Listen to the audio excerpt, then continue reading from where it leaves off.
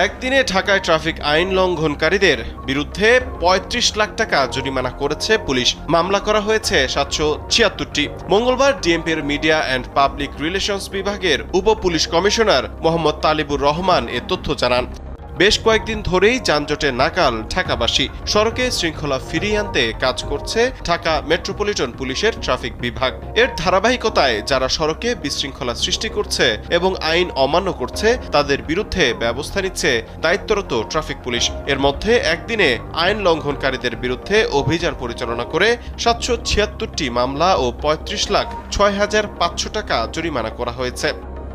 Police জানায়, জরিমানকৃত টাকার মধ্যে ৭,৯৩,৬০০ টাকা তাৎক্ষণিকভাবে আদায় করা হয়েছে। অভিযানকালে ৬০টি গাড়ি ডাম্পিং ও ৪০টি গাড়ি রেকার করা হয়েছে। সড়কে শৃঙ্খলা ফেরাতে ট্রাফিক আইন লঙ্ঘনকারীদের বিরুদ্ধে অভিযান অব্যাহত থাকবে বলেও জানান ডিএমপির কর্মকর্তা।